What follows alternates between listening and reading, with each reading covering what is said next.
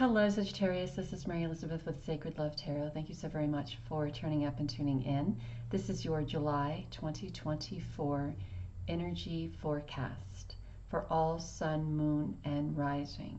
If you know any other Sagittarians who may need the guidance that you receive in this video, please feel free to pass it on. If you would like to donate to the reading, to the channel, or to the cause, you can do so through PayPal or Cashapp, and those links are in the description below. So let's see, Sagittarius. Let's see what our energy is. December the 19th is my birthday. So if your birthday is December the 19th, happy birthday. Happy soul birthday, sister soul birthday, soul sister birthday, soul brother birthday. All right, here we go. So hostilities, appreciation, and man holding heart. So this is what I want to say. I want to say that if there are those around you who don't see you blossoming, who don't show you appreciation and recognition and the love that you deserve, I would just say to detach yourself from that situation, relationship, partnership, friendship, altogether, because it kind of seems that the more you grow, the less they seem to appreciate you and love you.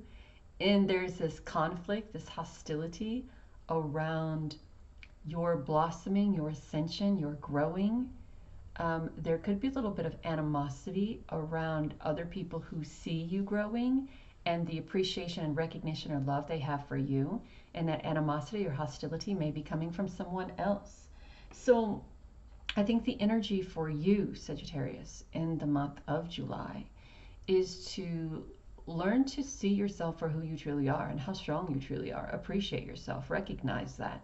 Love yourself, allow others to love you, appreciate, recognize, see yourself for the powerful divine being you are. And detach away from that hostility that others are feeling towards you, because you may not be in the same energy that they are. And the first word that came to my head is hate you for that. They hate that you're blossoming. They hate that you're stepping into your divine power. They hate that your connection to spirit source is one of stability and balance, turning into, because as a Sagittarian, I have for a very long time dismissed or been very insecure and doubted my ability, my connection to spirit source, my strength, my power, my balance, my blossoming, my recognition. I've totally detached myself away from that for a long time. And now that I find myself growing into all of that, I find that there are some around me who may be intimidated by that. And there are also some around me who love me for it. And I feel that we need to maneuver more towards those who love us for it and less toward those who hate us for it. Can you imagine someone disliking you or showing you hostility because you're growing into your own, you're taking control of your life, you're making decisions for you, you're stepping into a time of peace with self, gratitude towards self, recognition and appreciation towards self? Can you imagine? Imagine. We have the Tower. So yeah, whatever relationship that is, completely coming to an end. Spirit is showing you that that relationship or partnership, business partnership, whatever it is, isn't as structurally sound as you might have thought it was at one time. You were holding on to, were being the past tense word, you were holding on to a lot of responsibility and obligations that weren't yours, therefore hindering your forward movement and your growth. And pretty much the Tower is saying the buck stops here. We have to stop that. If we are choosing to follow our divine path, we cannot follow that divine path with the hindrance that other people place on us. We can't do it. It's an uphill battle, and it'll be an uphill battle all the way, and a very slow one. So we have to recognize that some relationships in our lives are worth fighting for. Some relationships in our lives are not. And this hostility relationship, whatever this you're feeling hostile about, Spirit is just kind of showing you, look, it wasn't built on a solid foundation anyway. And the basis of what this relationship was built off of wasn't solid or stable. So that comes down and gives us the opportunity to really start building back. The Four of Wands is a celebration. So there's definitely a celebration of appreciation, of recognition, a celebration of creativity, you standing in your power, you connecting with the divine, you connecting to your intuition. There is a celebration here of something new, stable, balance, a celebration of birth, a celebration of life, a celebration of stability, a celebration of abundance, a celebration, and everybody's celebrating. There's enough celebration for everybody. There's a celebration of you recognizing that there are some things that you need to release and let go. And it is okay. It's okay to distance yourself from those relationships that are not beneficial to your forward growth. It's important also that you recognize that during this transition, and this most definitely is a transition, we're going from a relationship that is very hostile toward us towards a relationship of love and appreciation and recognition, which what we should have been went towards anyways, but it's our past that keeps us more drawn to the hostile, to the chaos, to the insecurity, to the inadequacy, right? So we're tearing that all down and we're rebuilding from scratch. And the Queen of Cups says, look, this is a life to be lived. Nurture yourself. Show compassion. Show empathy to self. Go out there and live life. Use your imagination. Take care of yourself. Open your heart to gratitude, to love, to expansion, to beauty, to wonder, to amazement, and when we open our hearts to that, so many things happen. We open our heart to releasing that relationship or partnership of hostility, and we get into appreciation, recognition, and love. We see our life starts changing for the better. We come into this time of stability and balance, but also this time of abundance and prosperity, playfulness, using one's intuition. This is stepping into our divine goddessness, right? We're stepping into who we are as divine goddess being, having this earthly experience, and there is more prosperity to come. And we create this for ourselves out of a sense of logic and out of a sense of loyalty. Being loyal to your wants, needs, dreams, desires. Being loyal to what you want. Being loyal to who you are. Being loyal to what you're worth, right? When we're in the relationship, when we're in those relationships that are hostile and that are depleting, energetically depleting, emotionally depleting,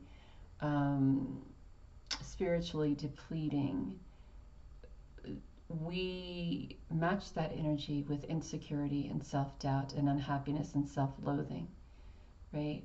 But when we start to look at our life from a different perspective and bring in a sense of loyalty and logic to who we are, what we're capable of, what we're doing, and what we want, those things have a tendency to change. Our ideas about who we are and what we're capable of start to change, and we start to change. Our trajectory, our path, our ideas, our dreams, our desires, all of that starts to change towards what we want now in this moment, right? I know a lot of us hold on to those dreams from the past. We hold on to those dreams of what could have been, what should have been. And we hold on to that. And the hostility also could be coming from us as an individual, very hostile toward our own self, because we've allowed all of these past situations to be a burden upon our person, upon our wants, our needs, our dreams, and desires, right? We have failed to give ourselves the recognition and the appreciation that we've deserved all this time, but we've harbored and hindered and held on to, not hindered, we've harbored and held on to those things from the past that have hindered our forward movement. So now we start looking at it from a logical perspective, and we start changing our ideas, our plans. We start changing all of that to what best benefits us in this moment. And Spirit is bringing you so much more, so much more. And this is us in the past, I kind of feel. Us in the past, as we're given all of these, as we are being gifted all of these things from Spirit, we're in this place of complacency, and we're in this place of thinking that we are not worthy of. Now, the whole time Spirit has known we were worthy of, but it is us, ourselves, in that hostile state of feeling that we're not good enough, insecure, doubtful, feeling, holding on to those things from the past and dragging them along with us behind us like a ball and chain on our ankles. We've allowed all of that to hinder our forward movement and growth. So their Spirit is in the doorway with another cup. And I was thinking about this Four of Cups the other day, and I said, you know what that Four of Cups reminds me of? It reminds me of the movie Indiana Jones and the Last Crusade, when Indiana had to go through all of these things to save his father, Sean Connery's life. And he made it through all of these scriptures from the Bible, and he went into this room, and there was a Knights Templar guarding all of these cups, and you had to choose the cup. You had to choose the cup that would save his life. And this is the cup that God would have drank from, right? So the one guy that is with Indiana, the one who was in it for the money, grabbed the prettiest, goldenest, bedazzled cup there was, dipped it into the pool of life, drank it, and immediately started disintegrating. And Indiana picked up the most simple, plain cup there was, drank from it, and realized that that was the cup that gave life. That was it. Simple cup. So there are all these ornate cups on the table, and there's a fourth cup that is coming, and that fourth cup is less ornate than all of these other cups. Now, all of these other cups did have something that was beneficial for you because they're all gifted to you from Spirit. But this fourth cup is something great and something grand. And Spirit wants you to start changing the way you think about yourself. So when this cup comes before you, you are able to recognize the benefit from it, recognize that you have the keys to the knowledge or the tools to create something of substance from this cup, and to walk forward holding that cup high, or drinking from that cup, and giving yourself, allowing yourself to have all of these wonderful, great, and amazing things that Spirit has for you. I listened to a lot of Abraham Hicks, and she says that everything that we have ever desired to create in our life has already been created, and it is waiting for us to become energetically aligned with it. And the way we become energetically aligned with it is by releasing things that hinder us and becoming grateful for this present moment, being happy for this present moment, being happy with what is, so you can step into what you desire, being grateful, being happy, coming from a place of love, a place of celebration, a place of gratitude, a place of inspiration, and then allowing yourself to raise that vibration to energetically match all of these wonderful opportunities that you have. And I think that's what the Six of Swords is. We are changing the way we think about ourselves, and changing the way we think about who we are, and changing the way we think about what we deserve, and changing the way we think about how others feel about us, or what they expect from us.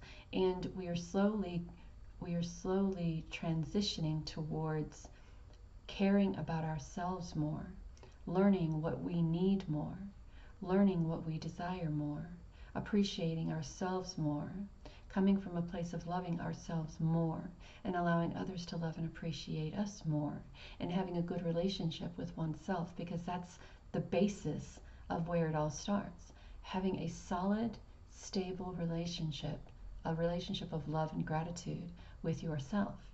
And when you are in a place of loving yourself. Loving yourself. When you have created this beautiful foundation of loving yourself, of allowing others to love you, of blossoming into who you truly are, and allowing others to see that, to recognize and appreciate that, then you become energetically aligned with those desires. So we have to look at it from a logical perspective. Why am I not getting the things that I desire? Well, are you in alignment with those things? Well, how do I know if I'm in alignment with those things? Well, how do you feel when you think about those things? When you talk about money, let's talk about money for an instance, because money is a big deal.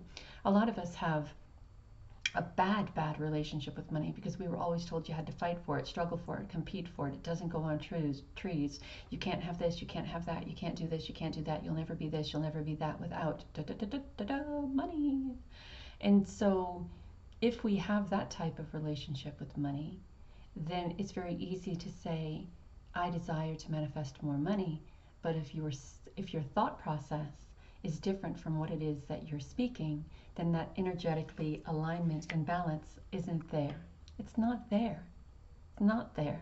So you have to talk when you talk the talk, you have to walk the walk. When you walk the walk, you have to talk the talk. If you're thinking that you want all of this, you desire all of this, you desire to have all of this, you desire to release all of this, you desire to change all of this, you desire to do all of this, if what you're thinking and or what you're saying contradicts what you're thinking and or what you're saying, then you're not in alignment with that. If you're saying, I want to buy this new car, and then in your thoughts you're like, how the fuck am I going to afford that? You're not in alignment with it. If you're saying, I want this new house, or this new house to me, and if you're saying that but you're thinking, how the heck am I going to afford the payment for that, then you're not in alignment. When you are in alignment with what it is that you desire, energetically aligned with what it is that you desire, anything is possible. And that's what the temperance is. It's that balance. It's allowing your thoughts and what you feel, what you think, and what you say to become so aligned that you manifesting all of that is all there is and all that can be, right? So I think what the Tower is showing us is that we have built a lot of our lives, or those relationships, on very imbalanced, very weak foundations, with not a very good building system, building materials, right?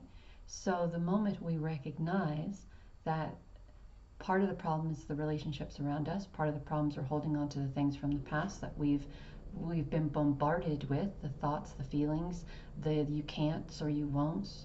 The moment we start healing from all of that, and the moment that we start bringing things into balance, is the moment that we are inspired to make that change. We have to look at it from a logical perspective, but also look at it from a spiritually aligned perspective as well.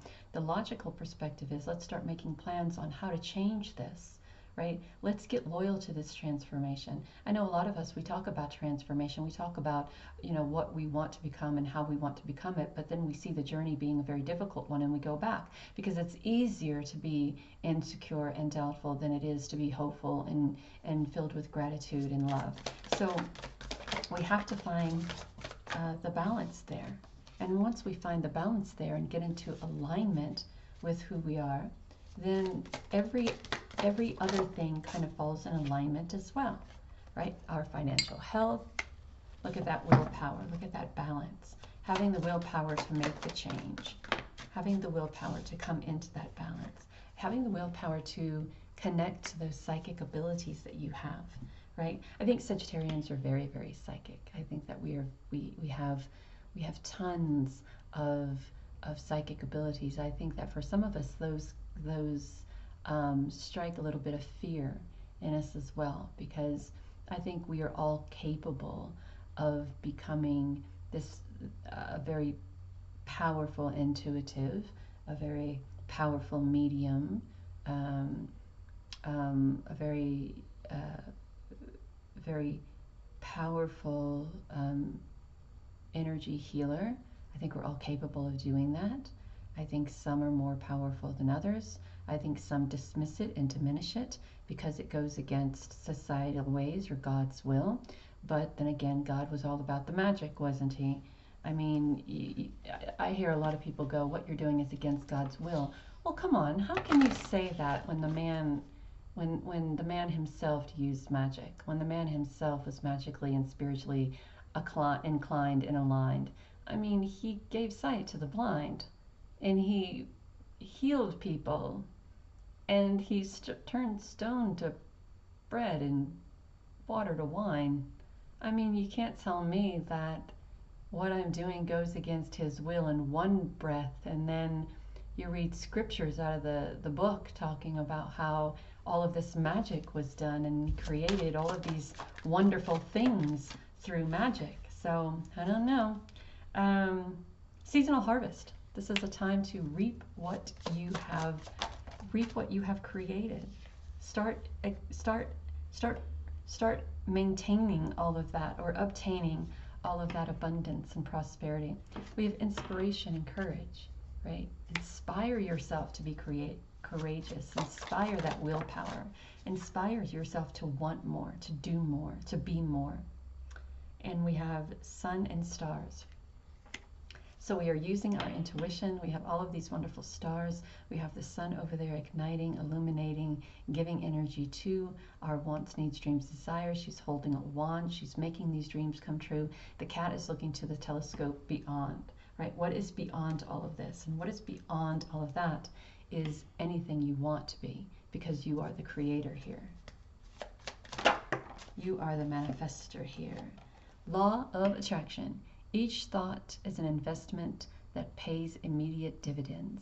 So invest wisely. You have the power to choose your thoughts and align them with love, peace, and harmony at your request. We will gladly attune your energies to higher frequencies. We just talked about that, the law of attraction. There are things that you want, need, and desire. And sometimes your thoughts align with them, and sometimes your thoughts don't. And when your thoughts or speech don't align with the things that you desire, then it's very difficult for the law of attraction or spirit and source to play the course. When you align with those things that you desire, when you align with the love and peace and harmony, that is when you're able to tune in to those higher frequencies, when you're able to manifest, when you're able to create. And another card that came out is perfect timing. Now is the perfect moment for you to act on your inspiration. The doors are open while you walk through them with us by your side. Don't delay or procrastinate, as all of the ingredients are ripe for your success. Everything and everyone is on your side, supporting your positive outcome. You have so many in support of your success. The Queen of Cups, the King of Pentacles, the Queen of Pentacles, the Temperance, man holding heart, your psychic abilities, the appreciation, recognition, the Four of Wands. So it's going to take a minute, a little time, have a little patience, but it's all going to be worth it, and it's all going to pay off in dividends. Know that you're divinely guided and loved.